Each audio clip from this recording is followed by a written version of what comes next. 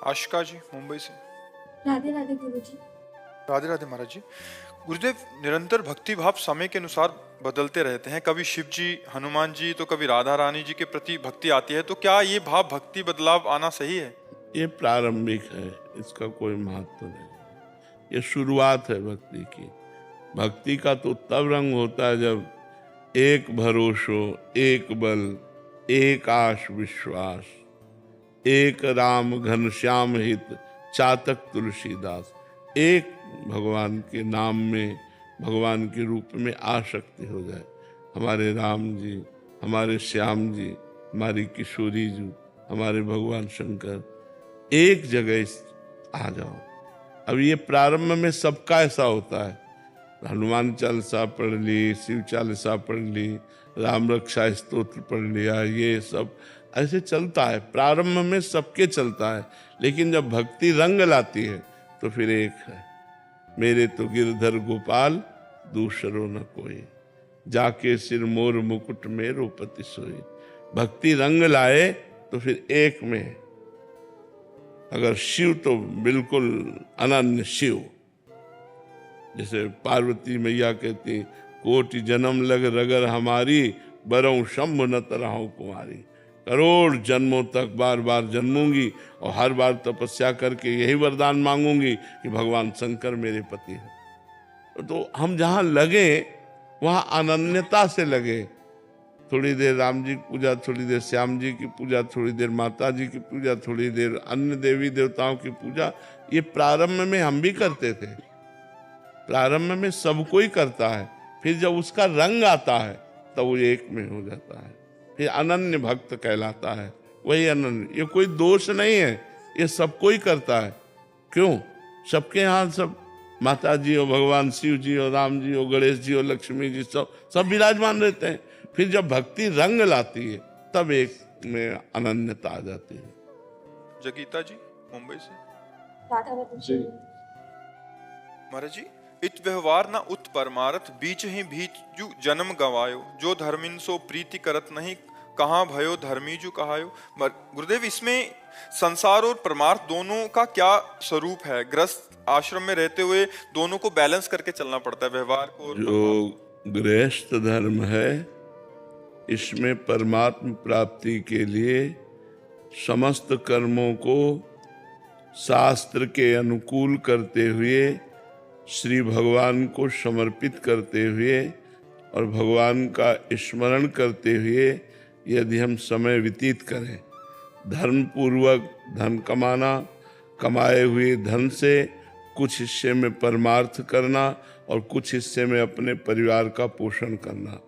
अगर हम बहुत सावधानी से चलें तो गृहस्थ धर्म में भी परमात्मा प्राप्ति हो जाए। पर ऐसी मूढ़ता छा जाती, सेवक जी ने कहा कि ऐसे न वैसे रहे मझ रेढो, न इधर के रहे न उधर के रहे, न व्यवहार निर्वाह कर पाए न परमार्थ। अब गृहस्थ में हैं, पापाचरण करते हुए धन कमाते हैं और पापाचरण मनमानी गंदे आचरण करते हैं, व्यभिचार, मांस, मदिरा, ये सब खान पान, तो ना गृहस्थ धर्म का निर्वाह कर पाए। विरक्त धर्म तो बहुत ही कठिन है, तो नरक की प्राप्ति ही। न इत व्यवहारत न उत परमारथ, बीच ही बीच जन्म गमायो। जो धर्मिन सो प्रीति करत नहीं, कहा भयो धर्मी जु कहायो।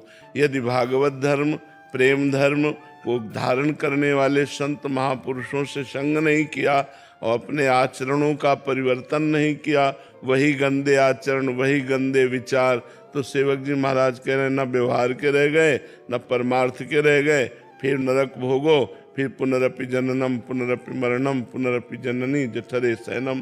तो गृहस्थ धर्म ऐसा नहीं है। गृहस्थ धर्म बड़ा महान धर्म है, जिसमें विरक्त पैदा होते हैं, विरक्तों का पोषण होता है, विरक्त उनके दरवाजे आकर भिक्षा लेते हैं। कितना महान गृहस्थ धर्म है। जितने भी संत महात्मा हैं गृहस्थों के यहाँ तो पैदा हुए, प्रकट हुए, और जितने संत महात्मा हैं सबका भिक्षावृत्ति गृहस्थों से ही तो होती है। अगर गृहस्थ धर्म से चले तो अपने धर्म से भगवत प्राप्ति कर सकता है, पर धर्म से चलना बड़ा कठिन है। हमारे यहाँ 4 पुरुषार्थ हैं, धर्म, अर्थ, काम, मोक्ष।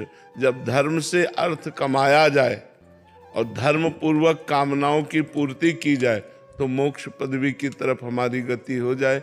यदि अधर्म से हम धन कमाएंगे तो कामनाएं पूर्ण करने के लिए, मनोकामनाएं पूर्ण करने के लिए हम मनमानी आचरण करेंगे।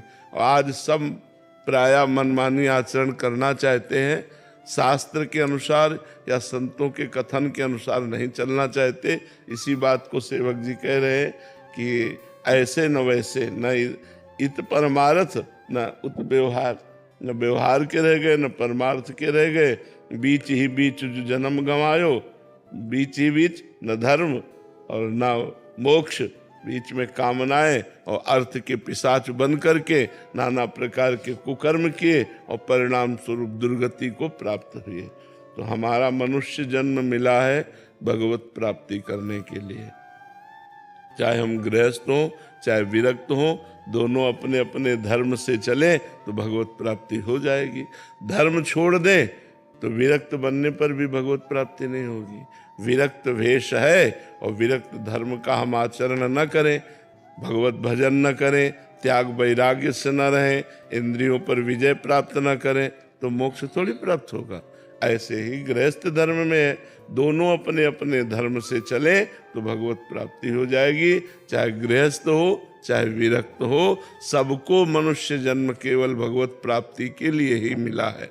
साधन धाम मोक्ष कर द्वारा, पाई न जे परलोक सम्हारा, सो परत्र दुख पावई, सिर धुनि धुनि पछताए, काल ही कर्मय ईश्वरई, मिथ्या दोष लगाए। जो मनुष्य शरीर प्राप्त करके साधना करके मोक्ष प्राप्त नहीं करता उसे बड़ा दुख भोगना पड़ेगा। सो परत्र दुख पावई, सिर धुनि धुनि पछताए। अब अन्य योनियों में जाने पर भजन तो बनेगा नहीं, केवल भोग योनियां हैं। भजन तो बन सकता है केवल मनुष्य योनि में। अब मनुष्य योनि में आकर भोगों में लग गए, भजन छूट गया तो फिर मानता क्या रही मनुष्य जन्म की। इसलिए सेवक जी कहते हैं कि इत व्यवहार न उत परमार्थ, बीच ही बीच जो जन्म गमायो। अंजू जी, राधे राधे महाराज जी। महाराज जी, ऐशोराम की लाइफ जीना क्या गलत है क्या? रोग को बढ़ाना क्या सही है? रोग को, कोई रोग हो और उसके बढ़ाने वाले पदार्थ हम खाएं तो क्या अच्छा कहा जाएगा क्या? तो भव रोग हमारे ऊपर लगा हुआ है, बार बार जन्म, बार बार मरण, बार बार विपत्ति, बार बार दुख, बार बार नाना प्रकार के प्रपंच, और इसको बढ़ाने वाला है भोग विलास, ऐशो आराम विलासिता। तो गलत हुआ कि नहीं हुआ कि हम ऐशो आराम में मन लगाकर और भोगों में बढ़ रहे हैं और गंदी बातों में बढ़ रहे हैं। देखो, धीरे धीरे अपवित्रता बढ़ती जा रही है। ये भोग विलासिता ही धर्म का नाश कर रही है। जब हम अपनी पत्नी से या अपने पति से संतुष्ट होकर धर्म पूर्वक चलते हैं तो हमारा मार्ग दूसरा हो जाता है। और जब हम भोग विलासिता में चलते हैं तो हम अपने पति में संतुष्ट नहीं होते, फिर और पुरुषों में, हम अपनी पत्नी से संतुष्ट नहीं होते फिर और स्त्रियों में, तो ये मार्ग नरक की तरफ ले जा रहा है और भवबंधन को पुष्ट करने वाला है। भोग विलासिता को भोग विलासिता मानकर ना भोगा जाए, उसे भगवान की आराधना मानकर किया जाए और भजन किया जाए तो मार्ग दूसरा हो जाएगा। जैसे कुछ संपत्ति है तो हम मंदिर बनवा देते हैं, गौशाला खुलवा देते हैं, अस्पताल बनवा देते हैं और फ्री दवाएं देते हैं। अब है तो भोग विलासिता, लेकिन वो स्वयं सादगी से रहता है, धर्म से चलता है, कोई गलत आचरण नहीं करता, तो रुपया होते हुए भी, धन होते हुए भी वो नरक वाला मार्ग नहीं पुष्ट हुआ, वो भगवान की प्राप्ति वाला मार्ग पुष्ट हुआ। और जब ऐसे रुपया बढ़ता है तो फिर शराब पीना, पर स्त्री गमन करना और चोरी करना, झूठ बोलना, हिंसा करवाना, ये सब बढ़ जाता है। ये भोग विलासिता ही तो नरक की तरफ ले जाती है, भोग विलासिता ही तो गंदे आचरणों में ले जाती है, ये भोग विलासिता ही तो दुर्गति करवा देती है। इसलिए हमें लगता है कि हम भव रोग को बढ़ाएं ना, इसको मिटाएं। जासु नाम भव भेषज हरन घोर त्रिशूल। जिन भगवान का मंगलमय नाम इस भव रोग को मिटाने वाला है, उनका नाम जप करे। पैसे का सदुपयोग किया जाए। अब वही विलासिता में एक पार्टी में गए 50,000 खर्चा करे आए, शराब पिए, 4 दोस्त और वैसे, मगर अब वो नरक का रास्ता बन गया। और एक बार गए और 50 गौओं को भोजन पवा के प्रणाम करके उनके खुरकीरज मस्तक पे, और हे भगवान ये सत्कर्म आपको समर्पित, लोक परलोक सब बन गया। तो भोग विलासिता तो हमें लगता है ठीक नहीं है। भोग विलासिता का यदि आपके पास साम्राज्य है तो दूसरों को बांटिए, दूसरों को सुख दीजिए और स्वयं ठीक से रहिए, धर्म से रहिए, तो वही भगवान की प्राप्ति का हेतु हो जाएगा। तो हमें लगता है भोग विलासिता बुद्धि को भ्रष्ट कर देती है और नरक का बिल्कुल पथ पुष्ट कर देती है। अगर हमें भोग विलासिता मिले तो हमें धर्म में लगाना चाहिए, दूसरों के कार्यों में लगाना चाहिए। अपने भोग में उचित भोगे और धर्म पूर्वक चले तो मनुष्य जीवन सार्थक है, नहीं तो बिल्कुल बेकार है। महाराज जी इसमें 2 पक्ष हैं महाराज जी। एक तो जो है उसमें अभी कूदे हुए हैं, भोग विलासिता में अंध हो चुके, उनको हमारी बातें नहीं समझ में, वो समझना भी नहीं चाहते और वो समझेंगे भी नहीं। एक है जो उनको देख के ललचा रहे हैं कि यार हमारी भी ऐसी लाइफ होती तो ठीक था। हाँ, इसीलिए तो दुर्गति ज्यादा होती है, सदगति किसी एक की होती है। सदगति किसी 1-2 की होती है, दुर्गति ज्यादा होती, क्योंकि भगवान के मार्ग में चलने में इंद्रियों को समेटना है और उन पर विजय प्राप्त करनी है। और भोगों में इंद्रियों की विलासिता है, इंद्रिय सुख है, तो तत्काल सुख के लिए मन लालायित हो जाता है। किसी को हम देखते हैं भोगते हुए, लेकिन नहीं, वो सुंदर जीवन नहीं है। ये केवल माया की चमकाहट है जो आपको अपनी तरफ खींच रही है। आपको धर्म से चलना है, आपको अपने पास जो भी भोग सामग्री धर्म पूर्वक भोगते हुए दूसरों की सेवा में लगाना है। इससे आपका मंगल होगा, बात मान लो। यदि मनमानी आचरण करोगे तो मंगल नहीं होगा। वो विलासिता में ही सब तुम्हारा धन और समय और जीवन नष्ट हो जाएगा, ये पक्की बात है। श्रेया सिंह जी, राधे राधे महाराज जी। महाराज जी मुझे जानना है कि मेरा इस धरती पर पैदा होने का उद्देश्य क्या है? भगवत प्राप्ति। नर्तन कर फल विषय न भाई, भजी राम सब काम बिहाई। इस मनुष्य शरीर का फल है समस्त कामनाओं का त्याग करके भगवत प्राप्ति करना। बचपन में यही बात हमको भगवान ने दी। हमारे अंदर एक प्रश्न खड़ा हो गया। जब हम 5-6 में पढ़ते थे तो हमारे अंदर अम्मा को बहुत प्यार करते थे, माँ को बहुत प्यार करते थे। तो जब स्कूल से आते और माँ को देखते तो एकदम दिमाग में आता है मरेगी। तो हमारे दिमाग में आता फिर मैं कैसे रह पाऊंगा, माँ के बिना कैसे रहूं। पिताजी की तरफ देखते, ये भी मरेंगे क्योंकि मृत्यु लोक है, सब मरेंगे।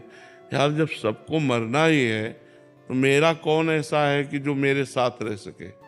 बस दिमाग में एक ही बात आई, भगवान ऐसे हैं जो अविनाशी हैं, वही हमारे सच्चे माता पिता हैं, वही हमारे मित्र हैं।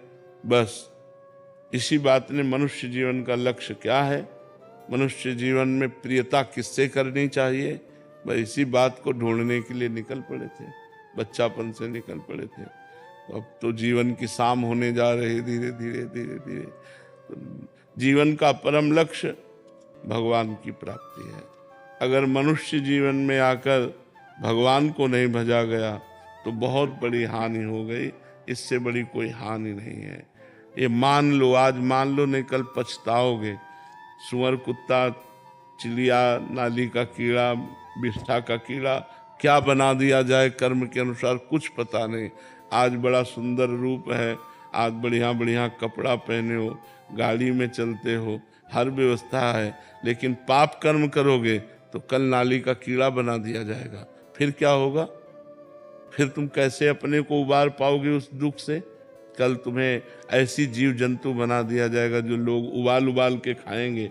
फिर क्या आप अपने को बचा पाओगे? आज आपको यहाँ पीड़ा है तो तो अस्पताल जाके दवा लेते हो, कल पशु पक्षी बनोगे, आपके शरीर में पीड़ा होगी, आपको दवा मिल पाएगी? आपको सुरक्षा हो पाएगी? क्या कर सकता है? कितने ऐसे जीव जो सामने अपने परिवार का नाश देखते हैं, वो बेचारे। तो हमें लगता है इन सब बातों पर विचार करके मनुष्य शरीर में धर्मपूर्वक विषयों को भोगते हुए, भगवान का नाम जप करते हुए पापाचरण से बच जाए, यही मनुष्य जीवन का लक्ष्य है। मनुष्य जीवन का लक्ष्य है भगवत प्राप्ति।